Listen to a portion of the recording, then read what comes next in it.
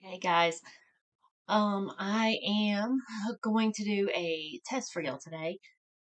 A lot of y'all are considering the M1 Ultra or have the M1 Ultra because it's a great crafter laser, but it's not just a laser, it's all around craft machine. So I actually wanted to kind of go on the more Cricut Brother ScanNCut side today to show y'all its cutting capabilities. So I have 13 materials here that I'm going to test for y'all, show you how they cut. So to give you guys kind of an idea if it's something you might want, or for those of you who already have it, um, it'll give you ideas of things you can do with these materials that maybe you haven't used yet. So we're not using a laser today. We are actually just using the cutting feature, so the blade feature in the M1 Ultra. And let's get to it. Let's look at what we've got. Okay, so here are the 13 materials we're going to use today. We're going to use like a flannel, cotton fabric. This is like a chipboard for doing journals and such. We got some nice thick glitter cardstock.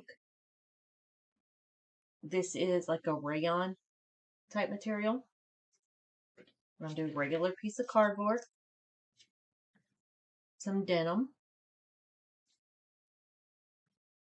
This is like a, what are those, like a poly sheet, kind of like you like hold pictures in or something like that. A regular piece of cardstock, vinyl, heat transfer vinyl, tissue paper, and a regular sheet of paper. Okay, that's what we're going to do. And I'll start with the thinner materials because I have the light grip mat in there right then, and then we'll change to the fabric grip mat and we'll do the thicker materials. So let's get started.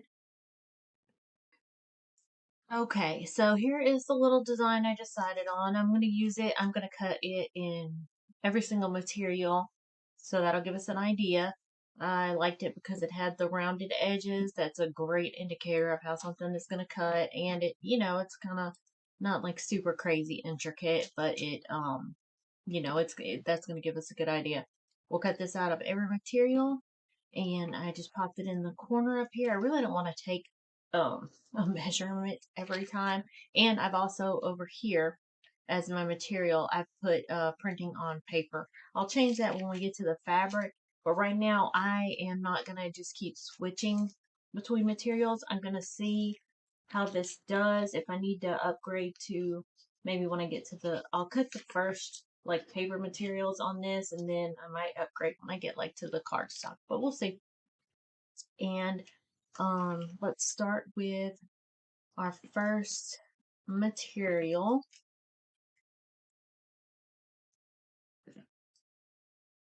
So let's hop over.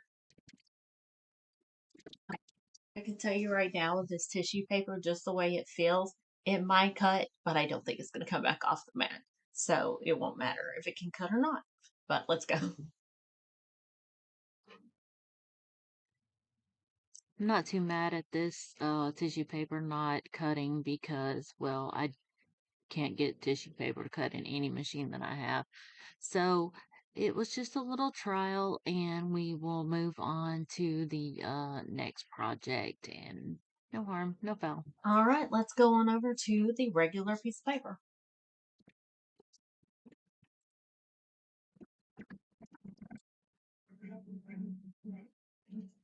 I also wanted to use a design, of course, that wouldn't take, too crazy long to complete for each item since we already at 13 items.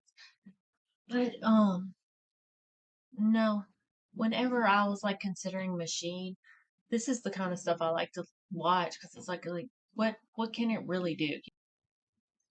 Okay, it finished up here, and we've got a nice, clean paper cutout, just like we would want. So, yeah, definitely a success. Okay, I think that was a success. The paper looks pretty good. Let's try a piece of regular cardstock. Okay, we're gonna place the cardstock in here and just let it process out. Speed this up for y'all. It works pretty good, and we've got a nice clean cut. It pulls away great there.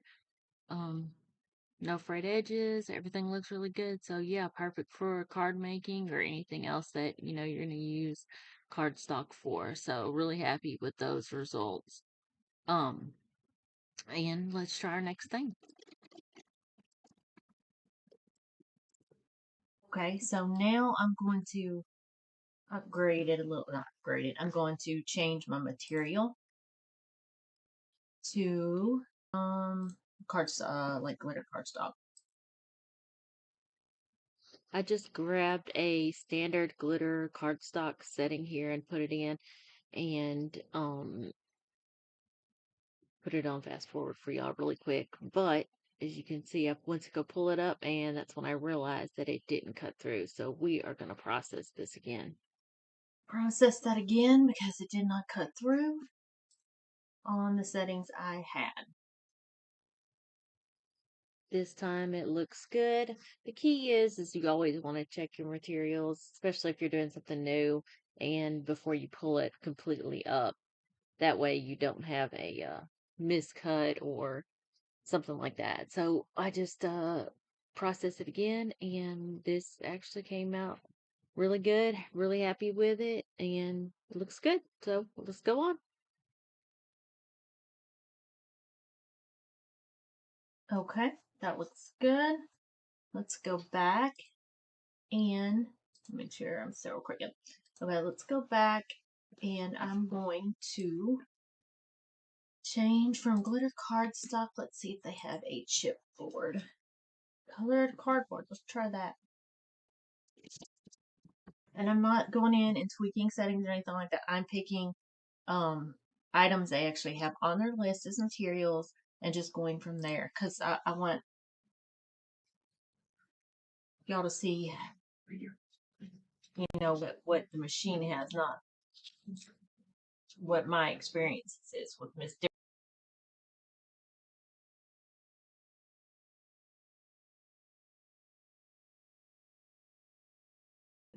All right, let's see if this one cut through.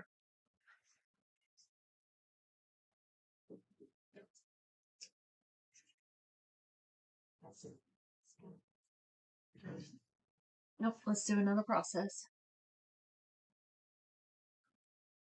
And I did when I'm saying I'm doing another process, it just means I hit process again.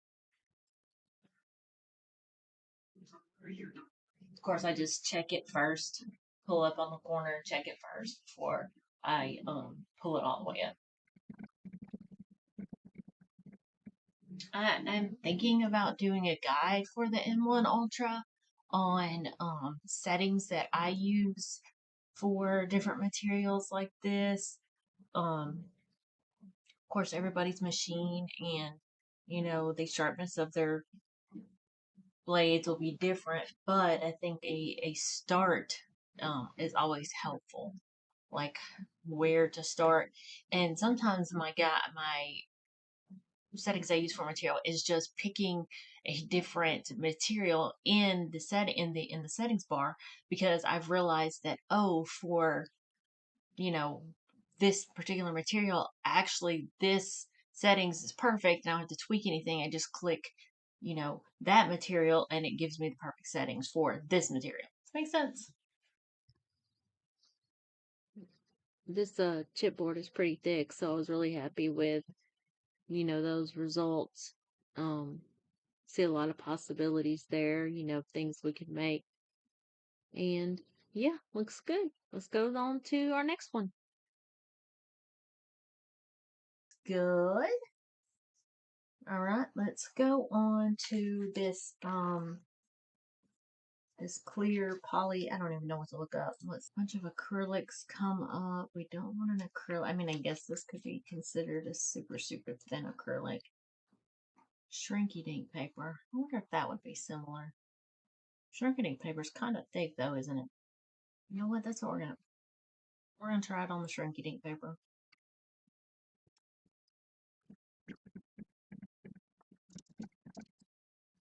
Okay, that didn't work. We're gonna try it on something else. Because I don't want to be unfair because I could tell it started doing several several passes, and I think that means the shrink ink is just too thick. What if I just do it on regular glitter card stuff? Let's try that. Yeah, even on this setting, like you could tell that it just wasn't gonna work out. It just kept slipping off. So we will try that on another day, some other All setting. right, so we're gonna consider the polyplastic a fail. Now let's go to vinyl. We're a piece of vinyl, glossy self-adhesive vinyl is what I'm gonna put on there. Put this little piece of vinyl down, and it cut out really well. I was really happy with it. I mean, anybody that cuts vinyl would be thrilled with these results. And it was a clean cut. I'm not sure. This is just I chose one of the settings in the machine. I'm not sure why it didn't like do a half cut, but this definitely would work, and it looks really good. Really happy with it. Let's do heat transfer vinyl and see what kind of result we get. If it wants to cut all the way through or if it's smart enough to. Do a half cut.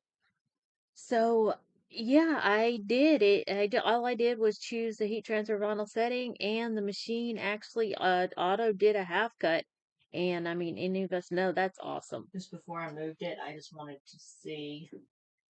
If it had cut through, that's a good practice no matter what you're doing. But yeah, looks good. So yay.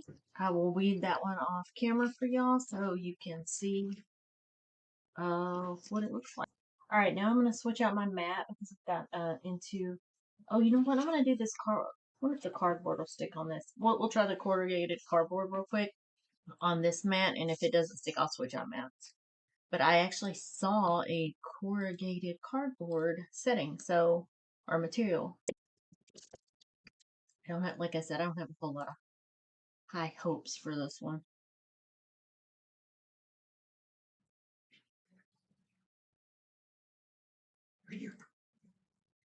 All right, I can go ahead and stop already. I will try it again just because that is a setting on there, and I'm curious. It might be for laser, but um, I'll stick it better, and then we'll see. I'm just going to take my mat off and stick my fabric mat on there. Make sure you keep your plastic for both sides of your mat in this machine so you are able to protect it. I'm just gonna be honest. I didn't have hopes for the cardboard because besides laser, I haven't found anything really that could cut cardboard efficiently. Okay, now let's go to our fabric.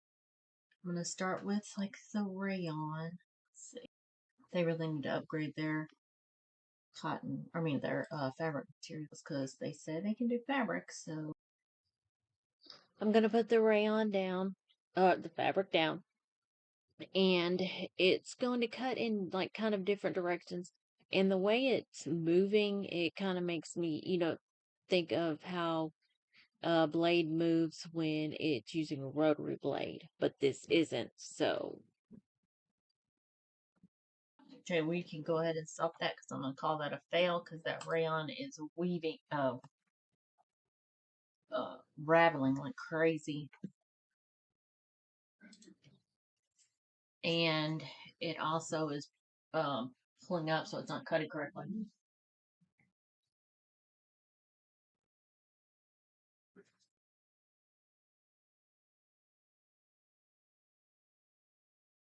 Okay, let's move on to the regular cotton fabric, which I also could not find a um setting for. I'm going to place this in here, and just going to have the same kind of issue I've had already with my other fabrics. It's going to start pulling up and rattling. We will come back to that. I'm gonna see because this is more like felt, the what's this called? Flannel type material. So I'm gonna see how it does on this, and then see if I need to just adjust my settings for fabric altogether. It's really here where I've just finally come to the conclusion that the blades, just the regular blades, the fine point blade and such in there, aren't made for cutting fabric. I think we're going to have to do those on the rotary blade, and we'll definitely try that in a test here real soon. But we'll try different fabrics, leather, stuff like that. But yeah, it definitely isn't working out here with this project. So that's where that's where I'm feeling we're at now.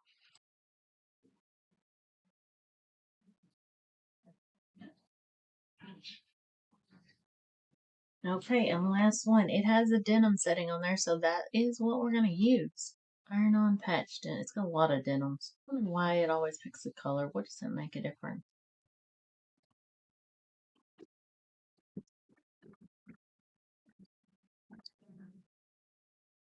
Okay, I'm just going to stop it because I can tell you right now it's already a fail. Ain't no sense in even waiting for it. So, get my chair. And we'll talk about this. Okay, let's move her out of the way. Her being me. Okay. So I feel like we learned a today. Okay. And I'm not saying, don't get me wrong, I'm not saying the M1 Ultra does not cut fabric. I'm saying the M1 Ultra does not cut fabric with the cutting blades. Okay. That's the first thing we've definitely learned. But it also comes with a rotary blade and a laser. So we will actually do a whole nother video sometime on how to cut fabric with the M1 Ultra. But our fails today were definitely the tissue paper and all the fabrics.